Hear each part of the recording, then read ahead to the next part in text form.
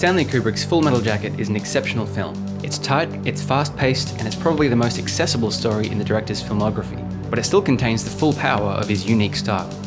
And it acts as a thorough and thoughtful examination of war, especially in Vietnam. But what's up with that sudden change in direction following the death of Gomer Pyle? I've seen this moment described as the end of the first act. I've seen the film described as having two halves, with the death scene ending the first half, but both of those interpretations are wrong. Something else is going on, something classically Kubrickian. This is Equipment for Living with Full Metal Jacket. Alright, get your bearings. Full Metal Jacket is about a Marine recruit named Joker, and his experiences preparing for and taking part in the Vietnam War. Act 1 begins with a pop song, very unusual for Kubrick's canon. After introducing the world to the typeface that would later be used by the Fast and the Furious movies, we get footage of various recruits having their hair cut, being shorn of individuality. Then begins an extended bravura scene of the inimitable Lee Ermey as Sergeant Hartman, inducting the recruits to boot camp. This performance and this long scene are absolutely iconic and perfectly set the mood of the film. We are amused and entertained, but also unsettled. This outstanding scene also gives us a theme, barely 4 minutes into the movie. Joker, why did you join my beloved corps? Sir, to kill, sir! This movie will be about what it takes to be a soldier, to be a killer. But this line and a few around it give us a handful of other ideas too, all of which will become important later. First, we learn that soldiers need to be able to endure hardships. And my orders are to weed out all non-hackers who do not pack the gear to serve in my beloved corps. Then there's the question of who is in charge, who has authority. Can I be in charge for what? Finally, we encounter the idea of spirituality. Pray! These ideas of what it takes to be a soldier will be explored throughout the film's running time. It's a common element of Kubrick's films that he's laser focused on exploring one idea to its fullest depths. In A Clockwork Orange, that idea was violence. In 2001, that idea is technology. In Full Metal Jacket, the idea is war, soldiering, killing. So you're a killer! In this first reel of the movie, we haven't settled on Joker as the protagonist just yet. We identify with all the recruits equally. So when Hartman delivers this command to Gomer Pyle, You had best square your ass away! we feel it is a challenge to all the recruits. People are not born soldiers, they are made. This is the call to adventure, the command to change into a killer. The question the audience asks and the film answers by the end of Act 1 is, will Joker accept the call and become the killer he claims he wants to be? Sir, to kill, sir! Act 1 rolls on. The recruits receive their rifles. We have questions about whether Gomer Pyle can hack it. Joker is given a position of leadership, and the recruits continue being built up into killers. Gomer Pyle's ineptitude reaches a climax as the other recruits restrain him and beat him. This is 29 minutes or 25% into the runtime. Bang on time to stop refusing the call and cross the threshold into Act 2. Joker hesitates, his compassion holds him back. But with this swing of the towel, Joker answers the call to adventure. He does have the killer instinct. He will change to become a soldier. Right on time, we enter the upside down world of Act 2. The first thing we're looking for after this act break is the B story, who will help carry the film's theme. Usually it's a new character, but it's hard to introduce a new character in a boot camp. So in this film, arguably the entire ensemble of the recruits constitute the B story. First, Gomer Pyle and later Cowboy will be spotlighted as exemplars. In a rare moment of downtime, Joker and Cowboy talk about Pyle. Can Pyle hack it? Can any man survive what it means to become a soldier? Is it necessary to lose your mind to become a killer? These questions will be explored using various B-story moments. Things improve. This is the honeymoon section after all. Gomer Pyle seems to clean up his act. The recruits graduate and receive their postings. But then Joker finds Gomer Pyle in the bathroom, acting weird. Hartman tries to exercise his authority over Gomer Pyle, but the recruit has lost his mind. He's become the killer the Corps intended him to be. He guns down his tormentor, the authority figure Hartman, and then turns the gun on himself. And then, wait a minute.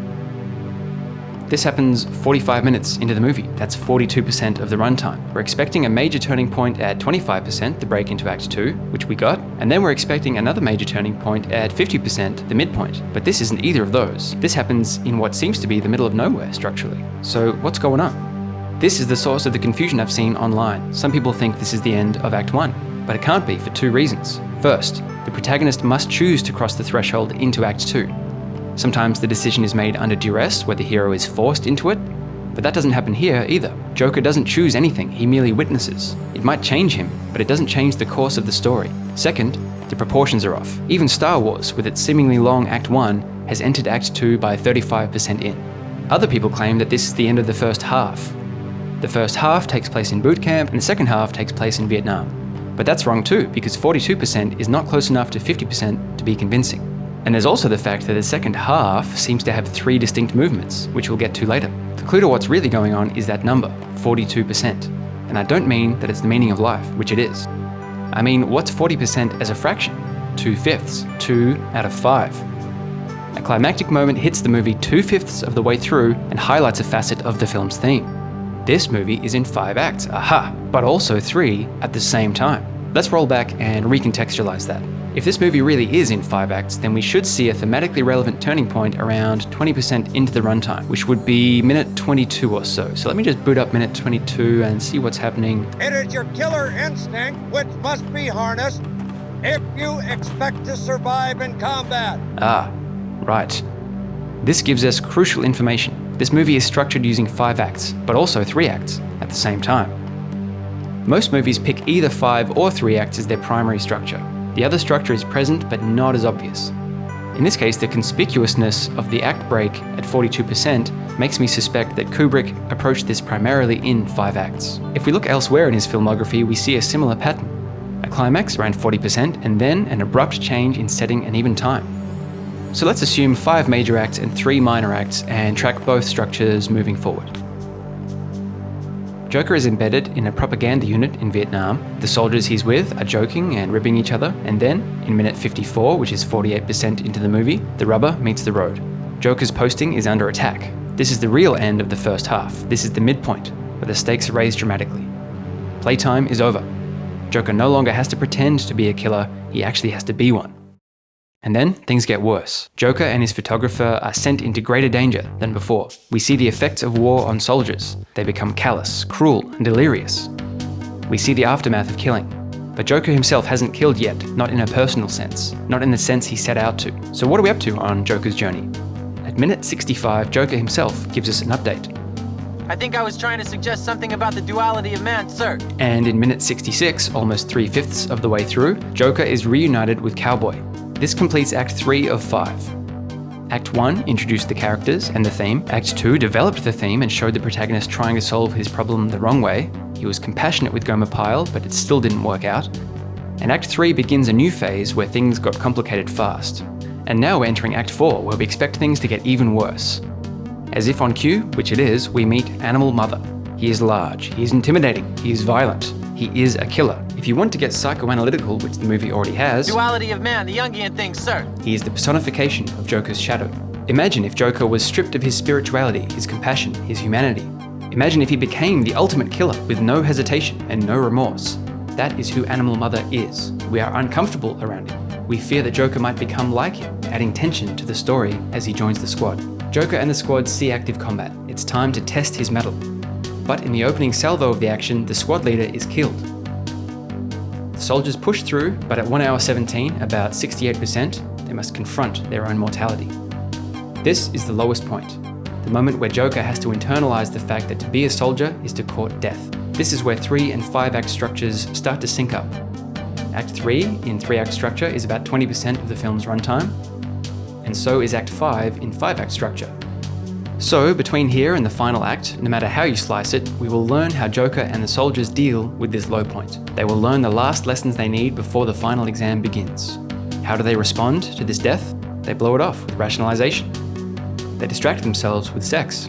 And at 1 hour and 28 minutes, Cowboy is given command of the squad. He is given a position of leadership or authority. Let's run that back.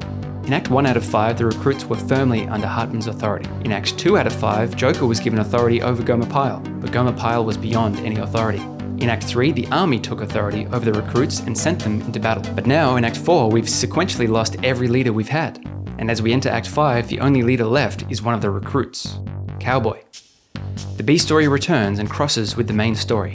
The procession of leaders is highly symbolic, by the way, from complete and competent authority to chaos to the unqualified leading the scared. One of the great tragedies of war. Cowboy cements this as the final act by saying aloud, Okay, we're changing direction. regardless of whether this is the 3rd or 5th act, the final act is always the final exam. By now, Joker has learned all the lessons he needs to succeed, but he still hasn't been tested. Is he the killer he set out to be? We've seen what becoming a killer does to people. What will become of Joker? This act will show us. The final act of Full Metal Jacket revolves around a single tense scenario. The squad is pinned down by a sniper. Every man Cowboy sends into the killing ground is wounded. Bait. The soldiers work together to make some ground, but cut off from reinforcement, the worst happens. Their new leader is hit. As he dies, Cowboy tries desperately to hold on.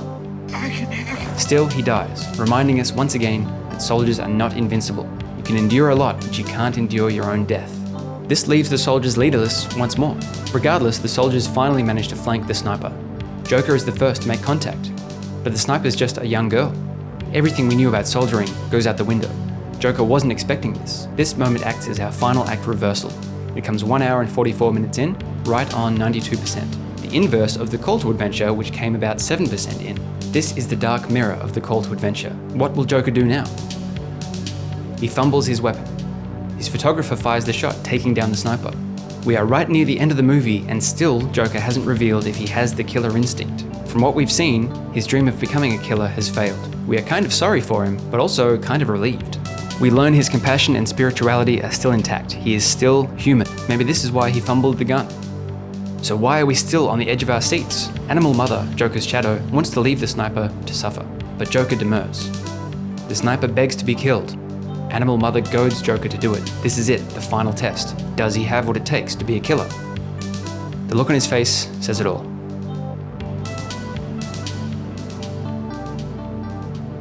All that remains is the film's closing image. Where the film opened with recruits being shorn of individuality, it ends with a resonant and ironic embrace of uniformity. At the end of the day, these dark killers are just scared children in the clothing of adults. In this kind of film, about an institution like a family or a religion or the military, the protagonist must make a choice in the end. Does he join the institution? Does he burn it down? Or does he die? These are the only options. In Full Metal Jacket, Joker chooses to join. He becomes the killer he set out to be, but he does it on his own terms. He subverts authority when he needs to, and he retains his compassion and spirituality throughout, even when the other soldiers have lost theirs. That's the film's answer to its own question. What does it take to be a killer? Do you have to lose yourself completely? No, it's worse than that. You have to keep nurturing your human side, your spiritual side, your compassionate side. You have to maintain your humanity even while you kill. Because sometimes, being a killer isn't about defeating the enemy. Sometimes it's about showing mercy. It isn't about this warface, it's about this one. Overall, this film operates primarily under 5 acts, but you can see the 3-act structure working in the background too. Joker's decision to join the group at 25%, the Tet offensive midpoint at 50%, dealing with a low point around 70%, all of those speak to 3-act structure, but Kubrick was incredibly smart. He laid that over a foundation of 5 acts. Every 20%, the story shifts in a new direction, accompanied by a discussion of the theme. Those shifts in direction help to describe the theme. When you overlay both act structures on top of each other, the story turns every 10%. That's perfect storytelling. You'd think this kind of storytelling would become more prevalent as time goes by, as more books become available on film structure, but it's actually getting rarer. Full Metal Jacket is structurally a product of earlier storytelling ideals. It's a testament to Kubrick's devotion to story, and it's why Gomer Pyle's death confuses everyone. The timing seems so off, but under 5 acts, and given Kubrick's approach to those acts, it makes perfect sense.